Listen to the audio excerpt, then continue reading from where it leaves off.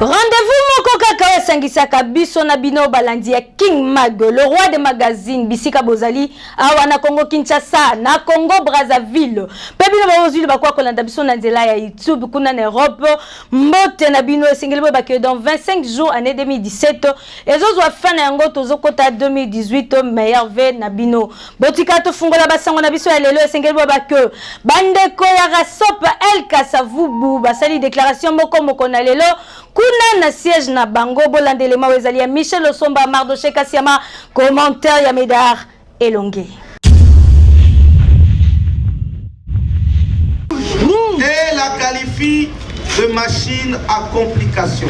Bazali basi ya rassemblement El Kasavubu yango basangana ki mokolo ya lelo mercredi 6 décembre awa na siège na bango na commune ya Kasavubu.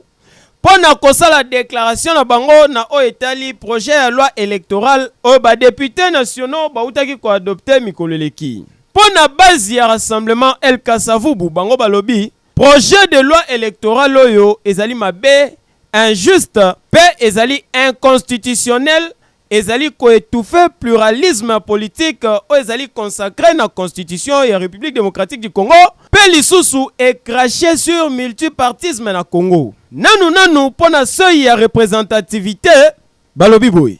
Ba député, ba sénateur, ba gouverneur, ba député provinciaux, bango banso ba votaki bango na loi électorale ya 2006 na ya 2011. Tengeni ni lelo loi wana ekomi mabe kasi na o etali caution ya kofuta base ya rassemblement balobi. Donc babola bakoki bakoma lisusu député na Congo te.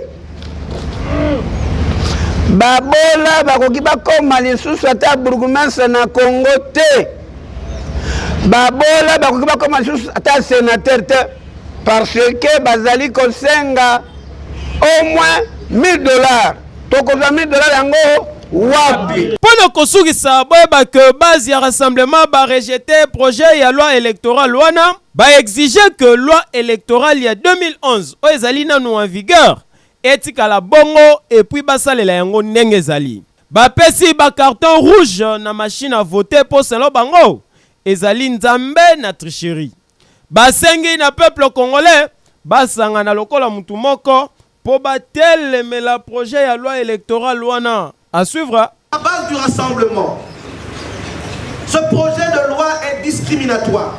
Kaka na masolo etali adoption ya loi électorale boba que président ya CNSA Joseph Lengankoi akutana kina ba membre opposition pour na kosala évaluation bolandele mo ezali ya Roublem Mbaba na commentaire. Ba ministre nyonso oye etali lingomba ya opposition bayaki bango nyonso ezalaki na ba ministre d'État, ba ministre na ba vice ministre nyonso bayaki pote tosala na bango évaluation ya accord na ba forme nyonso oye etali pe processus électoral na kati wana tosala évaluation ya situation mobimba ya mboka neti tozokende na suka sanza, c'est-à-dire moto ya koyoka lisolo oyo touti kosola na bango awa moto ya yambo il fait d'abord président de la République ndi photo yebisa primaire ya masolo touti kosola na ye na ba ministre nyonso tosololi ba question nyonso ya intérêt ya mboka oyo Italie avenir ya mboka na biso sikoyo na tango ezakoya. Je crois que eloko tokosenga na peuple na biso ba continuer toujours kopesa biso confiance tokosala maso esengeli ote mboka na biso ekende liboso ote ba droit nyonso esengeli ba kondi na biso ba respecter tokosala maso ote peuple na biso ba sepela lulengo ba pesa ki biso mikano ya kolanda pona bien ya peuple na biso. Jean-Luc na Josephat Mwanza bakutanaki na cadre moko ya MLC oyo a réagir pour l'adoption de la loi électorale Tolanda.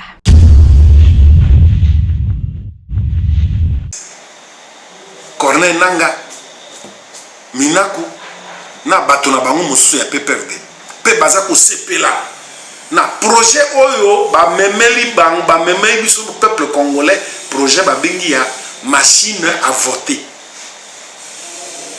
Mokili mobimba baboyi eloko wana na système ya vote. Bato bazalaka ko fabriquer yango baboyi balobi moyibi eza na kati mingi. Pe ezali ko réduire eza ko kitisa lolenge ya vote secret. Bazali kolela balobi mbongo misolo mizalite. Mais bakokenda kosomba machine wana mosolo wana mokouta wapi. Ça c'est un yami balé. To kwa siko ke machine yango ezali. Kisasa na la capitale. Courant ezalaka te. Soki bakozo système ma batterie. Batterie ekufaka. Batterie ebiko kufa. Te caution elongwa na ndenge ezalaki ke ya liste et commandé ya siège moko. Un individu na caution na ye. Bazo sengani $1000. Quota caution à motomoko $1000. Bon soki boza par exemple na 800 candidats. Donc boza $800,000. Oyo boko futa la caution. Bon mbongo ya campagne. Bango bazana yango po bazo yiba mbongo na caisse de l'État. Alors ezali to bengi yango exclusion yanko. Vous l'avez bêta kilobi mardi et inondé bandako belé kuna na quartier de na commune Masina. Michel Osomba a signé reportage na commentaire ya Jimmy Makola.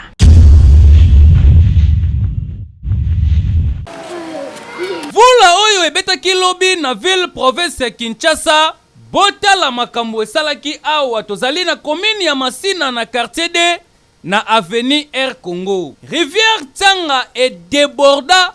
Mai nyonso ekoti na bandaku ebebisi biloko aveni kutu komekate soki ocheta bébé akoki kokukula akei pasi makasi baloba après la pluie vient le beau temps kasi awa na avenue Air Congo na quartier de na Masina ezalaka nde faux moment po biloko nyonso ekotaka mai mapango ekotaka mai bakomona ba technique ya kosala kaka ndenge bozali komona batie mwa basak mais mai nyonso soki débordé koma kovanda na kati ya lupango basaki oyo elobelaka ngo lisusu eloko te ndenge bozali komona mai oyo eza koleka eza débordement nde esalami yango ekomisi mai tina baveni boye impraticable bato ya kote oyo soki mvula ebeti kobima pe babimaka na bango te mais boyebi na ville Kinshasa biso toliaka na taux du jour kote oyo soki mvula ebeti taux du jour ezalaka te yoka ndenge balobi na micro ya King Mag. Tozalaka menacer chaque fois na mai mvula soki noki ya mukie et parce que mai ndenge ezalaki liboso eza lisusu bongo te mai ezalaka munene et mai ekoma mukie et puis profondément ya mai ndenge ezalaki très profond tozalaki likolo alors mai excès de salité kobwaka matiti kobwaka biloko mai amati moyen penza tozala à l'aise ezate so awa po tozala à l'aise ezosenga kaka kirage ya mai asilo taba kire mai oyo te tokotikalaka jamais kozala à l'aise. Mama bourgmestre ya commune ya Masina oyo zali na kati ya municipalité na yo mama kokirele bango rivière Tsanga oyo ekoma munene pe na profondeur eko permettre que ata mvula ebeti makasi mai ekoleka na kati ekokoma tina mapangu te ekobebisa pe biloko na bango ya ndaku te mama pesa passage mayele kadi. Voyager na facilité na ONG SRI le président Simon Ikamba zali wana pona ko signer pe kolandela etali ba voyage na bino bolanda commentaire Médard Elonge reportage signé Mardoché Kessiama.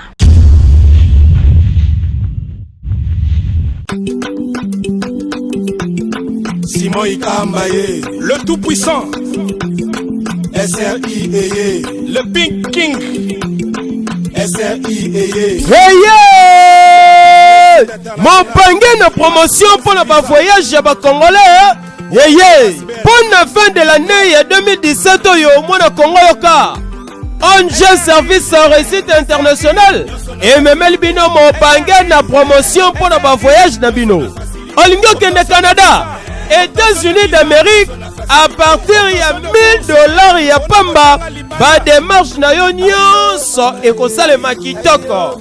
Olingo kende Russie, Brésil, Cuba, Turquie, eza l'État Schengen mobimba, Afrique du Sud to Tunisie, eza la paix olingo kende Dubaï to pe bamboka misusu, eza la pona ba étude, tourisme, commerce, soins médicaux to conférence, pour contacter na bino kaka ONG Service Réussite International, ya président Naikamba Simon. Tala, à partir ya $500 ya pamba na fin de l'année oyo, on se retrouve na Tunisie, au Kotanga Polobi.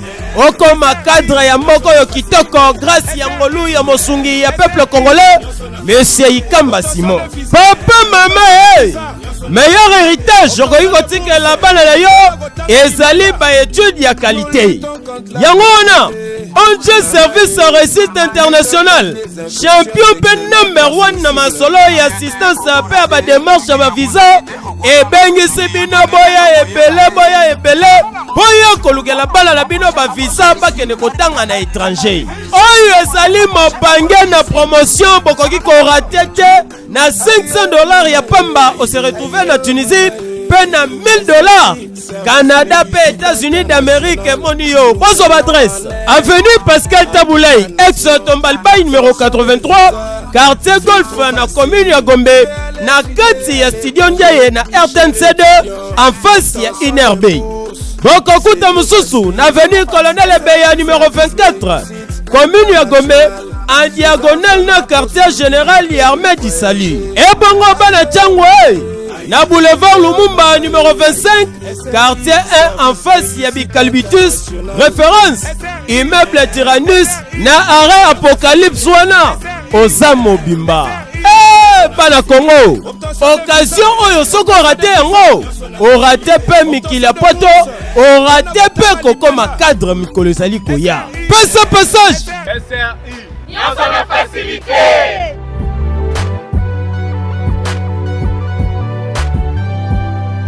Fabrice Mawete azalaki na compte King Mag kuna na veni Ngiringiri na commune Ngiringiri pona kotala nani ni salité tondi bakondi bozo kipete tolanda.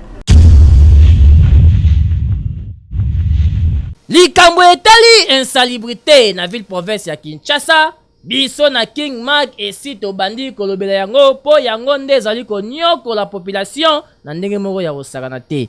Tozali na commune ya Ngiringiri, plus précisément na avenue Ngiringiri, kasi modèle yango ekomeli bino moko bolukela yango kombo.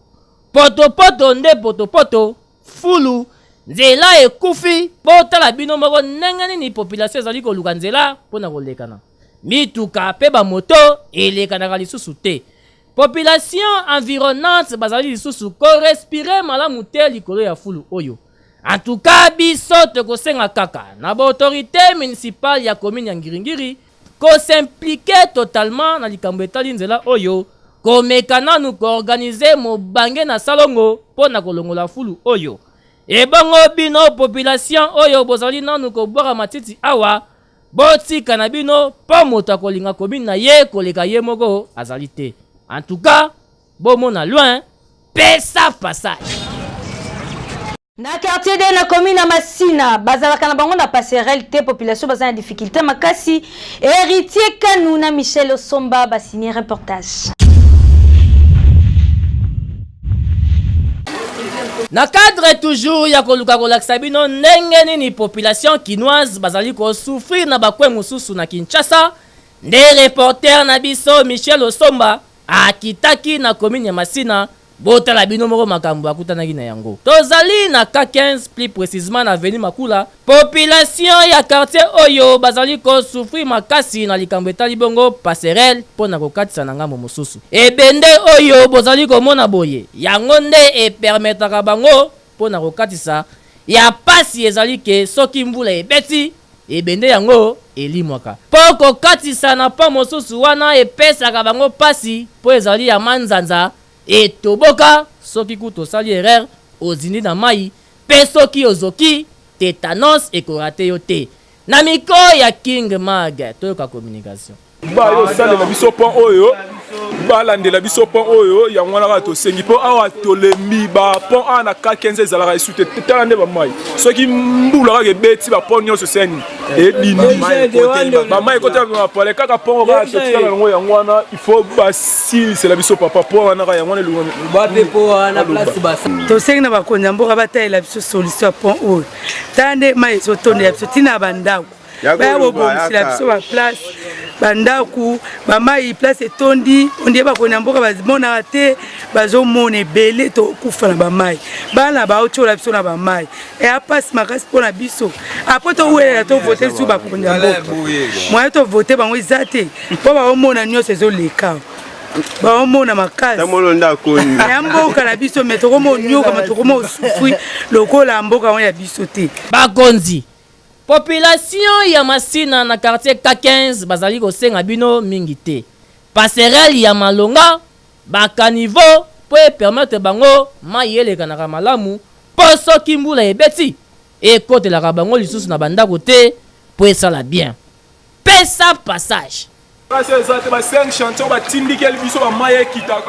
Accident de circulation mokosala mikuna na station Salongo na commune na Lemba we wakufi sur place tokosenga kaka na bakier sensible boko kako s'abstenir bolanda image o ezali ya Roli na Wej.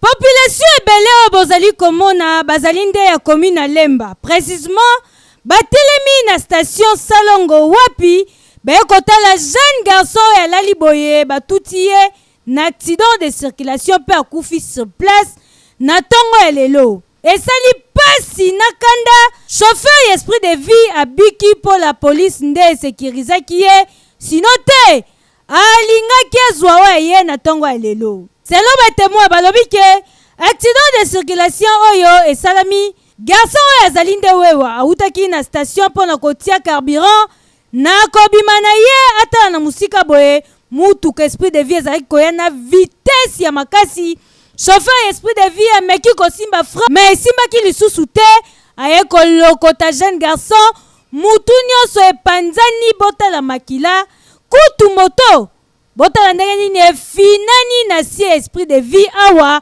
mutu akokaki kobika te kasi ya pasi ezali chauffeur esprit de vie akimaki na ye asundoli ebembe bawewa nyonso basanganaki balandi eti bake kozwa ye kote ya se nde la polisi ya kimbangu et sécuriser chauffeur esprit de vie batie na société ya pembeni mais jeune garçon oya wawa alali kaka boye na mabele bota la population ba moteur baye ebele pesi pasi makasi po jeune garçon oyo esika utaka bayebite mais abula kaka aux environs ba chauffeur nyonso basala transco balongola bango baluka ba vrai chauffeur oyebi code ya route bien basala bata moto ya osena bango mpe batika ba devie na bango wana basalaka wana ba devie batika ngo mais pour la chauffeur transco en tout cas ba deuxième chauffeur baboma batina kote ezali ke soki mutuka na yo eza na problème tika ngo na ndaku na yo efanda so mutuka na yo eza na problème jamais otika ngo na nzela ekendeke kosala likambo na nzela eza bien te soki omoni ke eloko na yo eza na problème tika yango zwa bongisa eloko na yo tiango na nzela nzela eza meme bato batambolaka ebele na nzela eza te eloko na yo eza mabe ozwa o tiango na nzela comme ça esilisa bato na nzela tolingi eloko wana vraimen te un jeune garçon, il y a moins de 30 ans kolala boye likolo accident de circulation et pesi pasi makasi ba chauffeur mututa kanisaka mabeye la ye kasi soko kutani na accident eza malamu to kima pona ninda kozwa charge oyo bino pe ba boyebi ndeko alali boluka moyen ko informer ndeko na ye po boye mabe tokomi na suka édition na biso moko na lelo soki bosepelaki na yango bopesa merci mingi na héritier kanu akumbelaki yango kitoko mpo na bino na nsima ya caméra Michel Osomba le reporter puissant d'abendaki biso ba image azalaki assisté na les DT valable elenge mukie na mayele bele Mardoché Kasiama kuna na montage tozalaki na Dieu merci Mundele Vini Fat Anyo Mabengo bangonde basalaki musala kitoko bongo biso watolo balisusu nini idéologie koto eza nango kaka moko mibale te koto bokonzi Kotoyo victoire. Biso na King Mag todondwa. King Mag yo gu pesa passage.